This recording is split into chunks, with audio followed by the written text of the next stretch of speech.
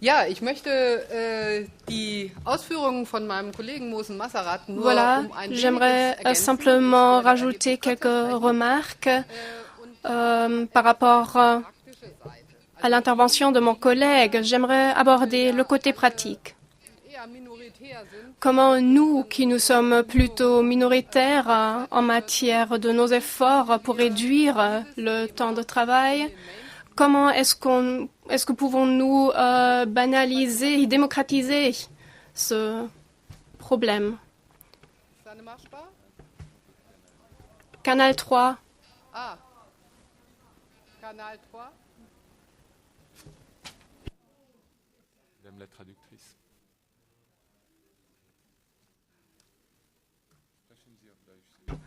Ça marche? On m'entend? J'espère que ça marche. Très bien. Donc, comme je viens de le dire, j'aimerais aborder le côté pratique, les conditions de mise en œuvre, les approches de mise en œuvre de ce grand projet d'une semaine de travail à 30 heures pour réduire le chômage de masse. Mon collègue Mohsen vient de le dire. Il faut réduire le temps de travail et le voir comme un projet transversal de la société. Il ne suffit pas si, comme en Allemagne, par exemple, les syndicats, chez nous, il y a le système de l'autonomie tarifaire, on fixe ou détermine les heures de travail entre partenaires sociaux. C'est pourquoi les syndicats sont un acteur fort en la matière. En France, c'est différent. C'est plutôt réglementé de façon par la loi. C'est pourquoi les partis sont les grands acteurs en la matière. Mais ces deux acteurs ne suffisent pas, les syndicats ou bien les partis. Ils seuls n'arriveront pas à mettre en place, à lancer vraiment le projet. C'est pourquoi il faut d'abord cerner, repérer les intérêts qui existent dans les États en matière de ce projet qui peuvent soutenir notre projet de réduction du temps de travail. Outre les intérêts des temps pleins, des temps complets, un travail, à des heures de travail mieux compatibles avec les obligations familiales et une augmentation de salaire, intérêt des temps partiels ou des chômeurs qui veulent mettre pied sur le marché. Il y a aussi un intérêt public à une telle réduction du temps de travail. D'un côté, l'assurance chômage a un intérêt de réduire les coûts du chômage. Mohsen vient de le dire. En Allemagne, nous avons dans l'ensemble annuellement 48 milliards d'euros qui vont dans les allocations de chômage. C'est énorme. Deuxièmement, les communes en Allemagne et les municipalités ont un intérêt parce que c'est eux qui portent les allocations, les coûts les frais de logement, de chauffage des chômeurs. Il y a beaucoup de communes comme Brême, par exemple, qui frôlent la faillite ou qui sont illiquides, qui sont plus à même de financer ces frais. Donc les communes ont un grand intérêt à une réduction du temps de travail. Les caisses maladies, ensuite, parce qu'il y a des coûts secondaires. Ceux qui travaillent beaucoup de façon intense deviennent malades de plus en plus. Mais les chômeurs aussi sont très souvent malades et plus grièvement malades que les personnes qui ont un emploi. Et puis, il existe un intérêt de la part des services sociaux, des établissements d'enseignement, de la police, etc., qui tous gèrent les coûts secondaires du chômage. Ces 58 milliards n'incluent même pas tous ces coûts secondaires qui sont encore plus énormes. Si on les inclurait encore, et ça vaudrait faire une étude économique sur ces coûts, je pense qu'on pourrait tripler les montants, les dépenses qui vont dans le chômage. Et puis, c'est l'État même qui a un intérêt à réduire le temps de travail parce que sinon, le chômage, c'est synonyme de perte de recettes fiscales. Voilà. Si vous voulez, ce sont des intérêts objectifs de la part des pouvoirs publics en matière de réduction du chômage et à savoir d'une répartition du temps de travail. Mais nous avons ce problème d'écart entre les intérêts objectifs et les intérêts subjectifs qui sont en décalage.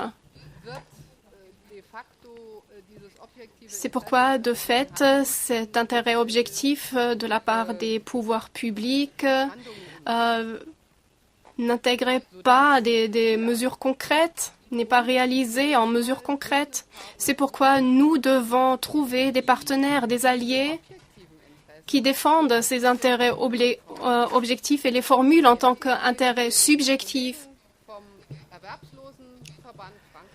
Nous avons des représentants parmi nous de l'organisation de chômage en France. Ces organismes sont le premier partenaire, le premier allié pour notre projet, tout comme les œuvres caritatives.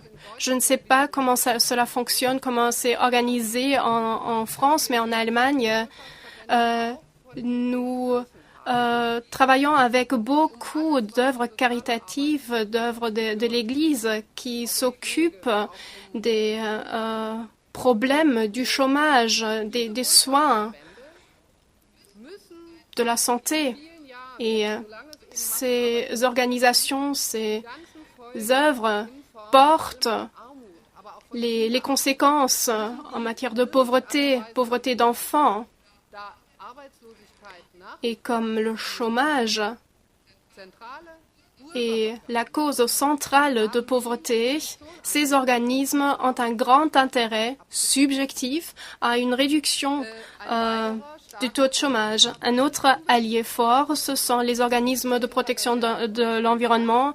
Mosen l'a déjà mentionné tout à l'heure dans son exposé. Afin de protéger le climat, afin de protéger notre planète, notre survie, il faut travailler moins. Il ne faut plus miser sur la croissance. Et dans ce contexte, les organismes de protection de l'environnement sont bel et bien un partenaire, un allié fort en matière de réduction du temps de travail, notamment dans l'industrie, moins dans les services, prestations de services.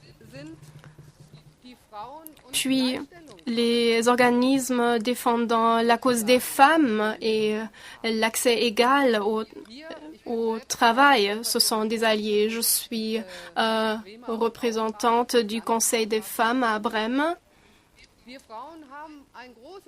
Et nous, les femmes, ont un grand intérêt à ce que l'accès à l'emploi est égalisé. La plupart des femmes travaillent en temps partiel, 18 heures par semaine. Ça ne suffit pas pour survivre. C'est-à-dire, les femmes ont un grand intérêt à voir augmenter leurs horaires de travail et les hommes devraient réduire un peu de leur temps complet afin de dégager du temps libre pour participer aux tâches ménagères et à la garde des enfants. Donc, ces organismes d'égalité hommes-femmes, défense de la cause des femmes, sont aussi nos alliés potentiels, tout comme les établissements d'éducation, d'enseignement, établissements en faveur de la famille, parce que les salariés ont besoin de plus de temps pour leurs membres de famille, les enfants, les dépendants, mais aussi pour se former. Si on travaille à temps plein, on n'a pas de temps à disposition pour s'occuper de ses enfants ou pour faire une formation ou pour prendre en charge une personne dépendante. Ce n'est pas possible, tout simplement.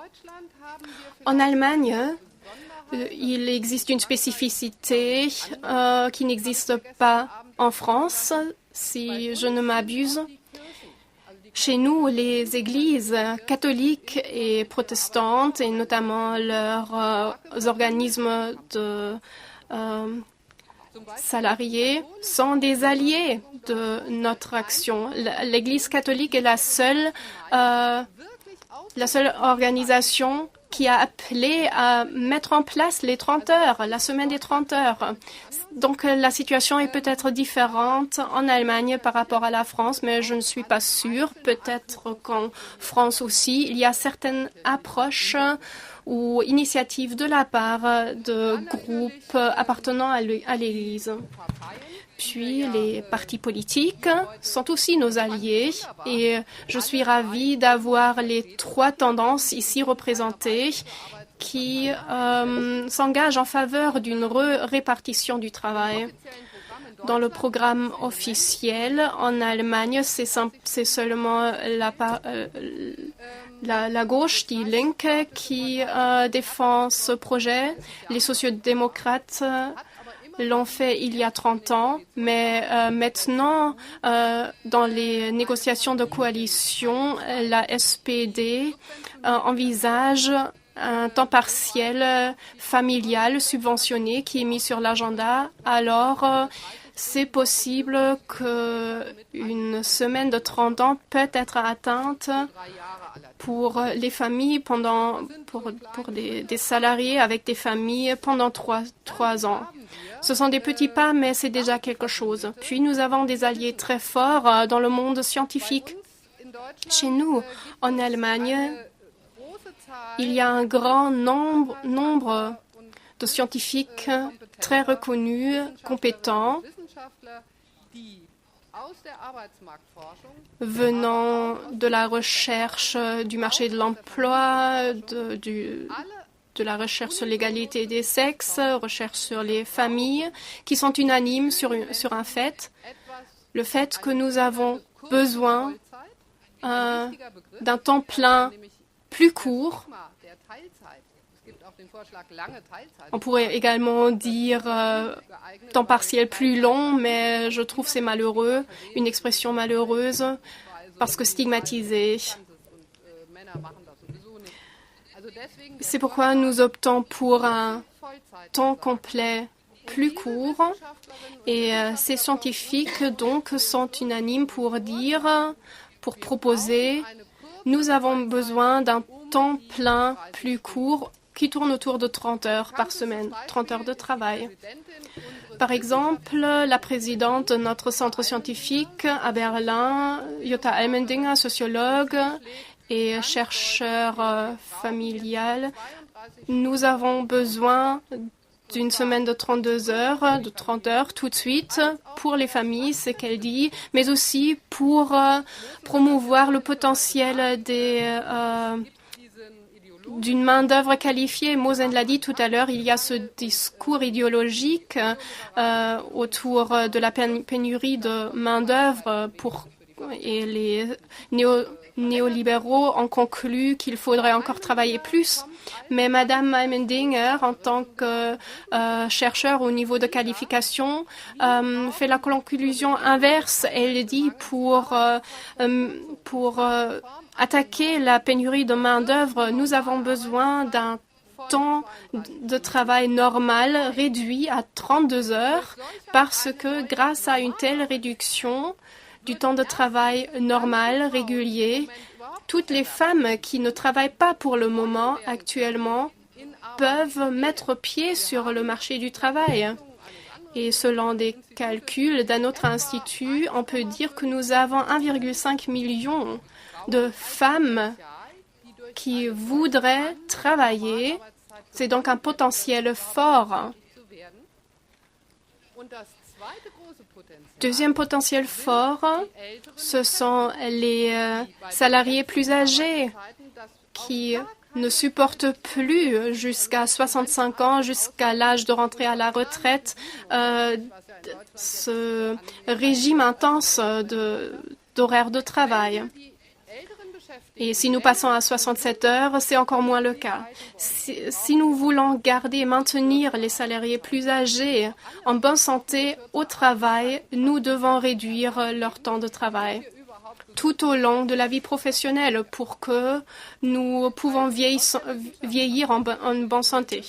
Donc, de la part du monde scientifique, nous avons des alliés, un grand soutien, et il y a aussi quelques entrepreneurs intelligents qui, objectivement, ont aussi un intérêt, Mosen l'a dit, à réduire le temps de travail parce que cela leur donnerait plus de marge, plus de souplesse grâce à des salariés plus sains, plus souples, plus motivés.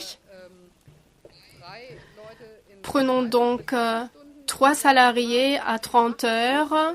Ce n'est pas grave si un d'entre eux tombe malade, c'est plus facile de compenser au lieu d'avoir 2 qui travaillent à 40 heures. Mais ces entrepreneurs ne sont pas très nombreux en Allemagne qui défendent cette approche. C'est une minorité minime parce que le discours idéologique est immense de la part des organismes patronaux, soutenus par les médias, etc. C'est horrible. Mais il existe cette petite minorité. Afin de réunir ces alliés et afin de divulguer, de répandre tous ces arguments en faveur d'une réduction du temps de travail autour de 30 heures, nous, le groupe de travail Arbeit verteilen d'ATTAC, dont je suis la représentante avec mon collègue Mosen, nous avons, avec le groupe économique alternative, qui propose chaque année un mémorandum alternatif opposé au mémorandum officiel du gouvernement. Ces 2 groupes, donc le groupe de travail ATTAC et le groupe économique alternatif, de politique alternative, ont lancé il y a 3 ans en Allemagne une initiative qui s'appelle Réduction du temps de travail maintenant. Voilà, c'est un appel qui est à votre disposition aussi derrière sur les tables. C'est un appel à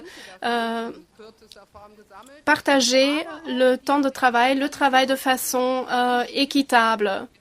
Nous avons mentionné les effets positifs, mais aussi les aspects négatifs, les difficultés. Par exemple, la compensation salariale, mais aussi compensation au niveau de l'effectif. C'est très, très difficile.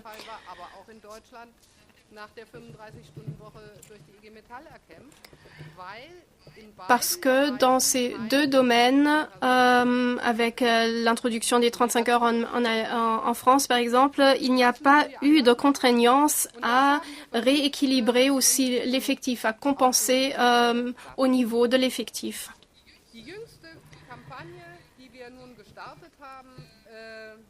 Notre initiative la plus récente de la part d'ATTAC, et nous en sommes très heureux d'avoir pu lancer cette initiative avec ATTAC Allemagne, c'est d'avoir en amont des élections européennes en mai 2014, de lancer donc une campagne de 30 heures de semaine de travail pour l'Europe. Nous partons du principe que les 30 heures sont importantes en Allemagne, mais aussi dans les autres pays européens, notamment dans les pays du Sud où nous avons des taux de chômage de 30% ou de chômage des jeunes de 60%. Même c'est exécrable, c'est inacceptable. C'est pourquoi nous voulons gagner des alliés,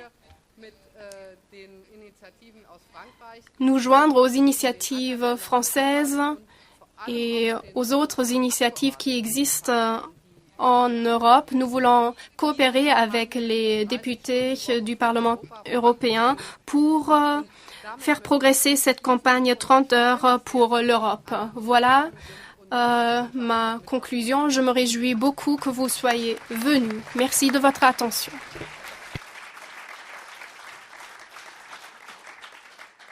Maurice Blanc, je suis sociologue à l'Université de Strasbourg.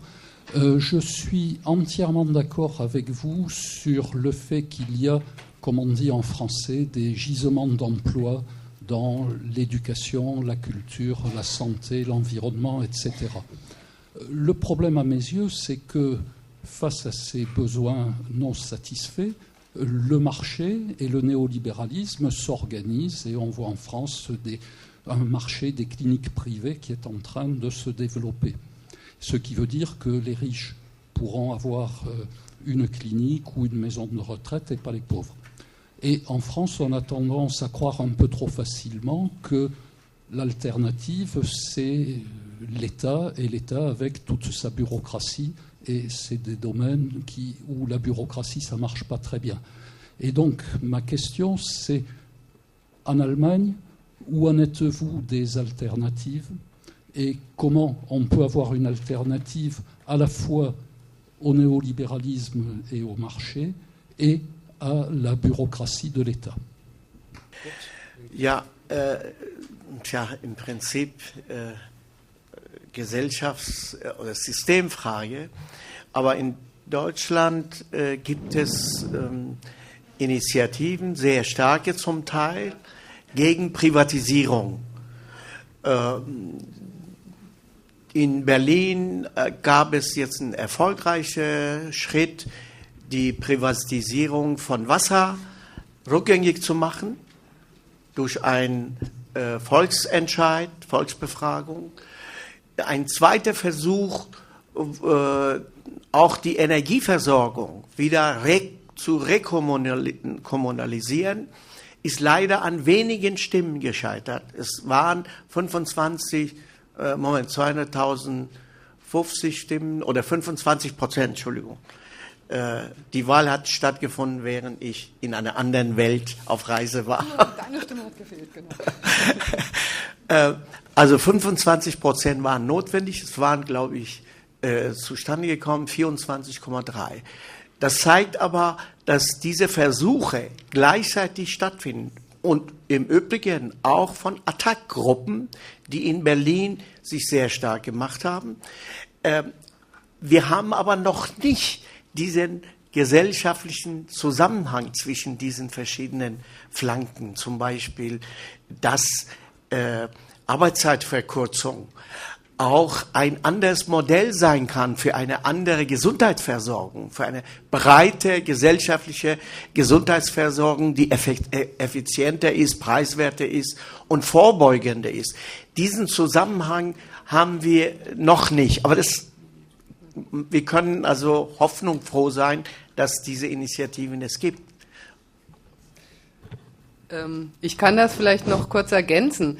Unsere Forderung nach Umverteilung von Arbeit ist natürlich nur ein Bestandteil einer größeren Strategie von Attac, wo wir ja mit der Forderung nach einer europaweiten Vermögensabgabe, nach einer Wiedereinführung der Vermögensteuer, die es in Deutschland gar nicht mehr gibt im Moment, nach einer Anhebung der Erbschaftssteuer, nach der Finanztransaktionssteuer, nach der Schließung der Steueroasen etc. Das ist natürlich Teil eines Gesamtpaketes.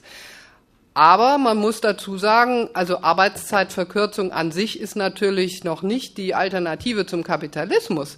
Das ist nur eine Verbesserung der Arbeitsbedingungen für die Arbeiterbewegung, wenn man so will, innerhalb des Kapitalismus, um ihn vielleicht überwinden zu können. Aber mehr ist da nicht. Es gibt allerdings auch in Attac und auch in weiten Bereichen darum herum natürlich Ansätze, über eine Alternative zu dieser kapitalistischen Wirtschafts- und Gesellschaftsweise nachzudenken. Also wir haben eine sehr starke Arbeitsgruppe, auch in Attac, solidarische Ökonomie. Und zum Beispiel war der größte Kongress, den die TU in Berlin, wo schon 68 die großen Meetings stattgefunden haben, der größte Kongress, den es in den letzten Jahren gegeben hat, mit über 1500 Teilnehmenden, war zur Frage der solidarischen Ökonomie. Also das wird sehr diskutiert, aber ist natürlich auch erst in den Anfängen. Voilà, je m'appelle Sophie Fournel, je fais partie du Parti socialiste Motion 4. Voilà, ma question est à Monsieur Massara. Vous avez dit que le partage du temps de travail avec le temps de travail à 30 heures ou moins entraînerait forcément une hausse de la productivité. Donc ça veut dire une hausse des gains pour, disons, un certain nombre d'entreprises, d'actionnaires, ou voilà. Or, je regarde la courbe proposée par Jean-Marie Perbost. Dans cette courbe, il y a en effet constamment, depuis 1969, une augmentation de la productivité avec une stagnation totale des salaires. Donc ma question est la suivante. Comment envisagez-vous la hausse du niveau des salaires? Parce que je pense que c'est une question fondamentale, parce que les salaires sont de plus en plus bas, le gain est de plus en plus haut, et qu'il y a un moment, comment la réduction du travail envisage la hausse du gain des salariés. Voilà.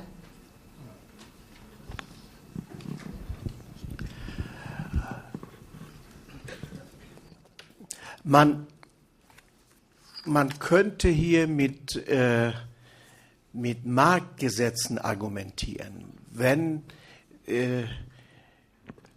es Überfluss auf dem Arbeitsmarkt gibt, also zu viel Arbeiter, ist das Angebot größer als die Nachfrage, so sinkt der Preis der Arbeit, nämlich der Lohn. Das ist der Zustand, den wir in Deutschland haben. Der Markt sorgt dafür, dass die Löhne sinken und die Gewerkschaften zu schwach sind.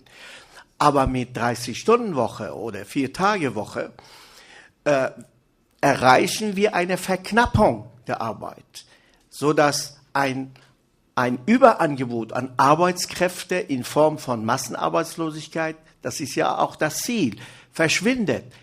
In dem Augenblick wird auch schon der Markt dafür sorgen, dass zwischen den beiden Parteien, Tarifparteien, erstmal nach vielen Jahrzehnten wieder eine Art Gleichgewicht existiert, sodass die Gewerkschaften nicht bei ihren Lohnforderungen, Gehaltsforderungen, Urlaubforderungen für mehr Urlaub immer zurückstecken müssen und Verlängerung von Arbeitszeit hinnehmen müssen, sondern sie wären dann aufgrund auch einer völlig neuen Kräftekonstellation im Kapitalismus in der Lage, die höhere Löhne durchzusetzen. Das ist im Kapitalismus normal. Ob nun diese Frage von Produktivität auch mit als Frage eine Rolle gespielt hat, weiß ich nicht so ganz genau. Aber man kann an dieser Idee der Produktivitätssteigerung in dem bisherigen Sinne festhalten. Man kann aber auch aus ökologischen, aus humanistischen Gründen sagen, es gibt andere Modelle, wo, wenn wenige Konkurrenz existiert, wenn der Markt eingedämmt ist durch viele gesetzliche Regelungen, wenn die Marktradikalen nicht in der Lage sind, den Menschen zu ihrem Untertan, zum Untertan des Kapitals zu machen, dann haben wir eine Situation, dass die Konkurrenz auch entschärft wird, dass eine Entschleunigung gleichzeitig im Produktionsprozess entsteht, dass dann auf diese Weise die massiven Produktivitätssteigerungen, die nicht unbedingt positiv sind, die sind zum Teil positiv, weil sie die Arbeit erleichtern, aber zum Teil auch negativ, weil sie gleichzeitig Produktivkräfte zerstören, Natur zerstören. Das kann wieder rückgängig gemacht werden, aber darüber sprechen wir, wenn wir erstmal die 30-Stunden-Woche haben. Donc vous évoquiez des entreprises qui s'étaient engagées dans le temps de partage du travail. J'aurais voulu qu'on se livre un peu à jouer à l'avocat du diable. C'est-à-dire qu'on a des raisonnements essentiellement macroéconomiques est-ce que si demain je suis chef d'entreprise et je souhaite appliquer en France ou en Allemagne ce principe de partage du travail, on imagine donc que, je ne sais pas, moi j'ai 50 salariés, donc je vais diminuer le temps de travail de mes 50 salariés, je vais passer de 40 heures par exemple à 30 heures, et je vais embaucher 10 salariés de plus. Concrètement, en tant que chef d'entreprise, comment je fais pour continuer à être concurrentiel, pour être, comment dirais-je, pour avoir un pouvoir de conviction et dire que je suis un flambeau qui démontre que le partage du travail est réalisable, concrètement, au-delà de grands raisonnements macroéconomiques. Alors, les petites entreprises que vous évoquiez, comment font-elles en Allemagne ? Also, natürlich kann es nicht funktionieren, wenn das einzelne Unternehmen nur alleine machen. Wenn, dann muss es natürlich, das würde ja durch die Konkurrenz völlig verzerrt. Das müsste dann schon eine allgemeine Regelung sein. Obwohl es einzelne Beispiele gibt, also wir haben eine kleine Sammlung zum Beispiel in Bremen von der Arbeitnehmerkammer, wo ich arbeite, erstellen lassen, wo Beispiele aus Betrieben, die Arbeitszeitverkürzung eingeführt haben, enthalten sind. Und es gibt schon auch Betriebe, die einfach ihr Zeitniveau, insgesamt natürlich auch das Durchschnittseinkommen ist etwas niedriger, aber wenn es auf alle gleichermaßen verteilt ist, eben immer noch gut existenzsichernd. Das gibt es auch. Also sind aber noch immer Ausnahmen, natürlich. Ne? Darf ich? Noch ein Wort. Ja. Die Argumentation Wettbewerbsfähigkeit ist sehr, sehr populär, aber sie unterschlägt den Sachverhalt, dass in Deutschland, ich glaube auch in der Studie von wie heißt der? Jean-Marie Perbaut auch erwähnt ist, dass mit der Argumentation Steigerung der Wettbewerbsfähigkeit in den letzten 25 Jahren in Deutschland, um Arbeitsplätze zu schaffen, die Löhne gesenkt wurden und die Gewerkschaften mit für dieses Modell gewonnen wurde. Aber Tatsache ist, dass die hohen Gewinne, die aufgrund der sinkenden Löhne erreicht sind, nicht investiert wurden. Das ist definitiv nachgewiesen. Das heißt, die Argumentation Wettbewerbsfähigkeit durch weniger Löhne, das ist falsch, das ist gelogen, Propaganda. Es gibt insofern genug Masse, um durchaus auch Neueinstellung von Personen zu finanzieren. Man kann es nachweisen. Das heißt, wir müssen Arbeiten gegen Propaganda betreiben, um diese falschen Argumente auch aus den Köpfen zu bringen.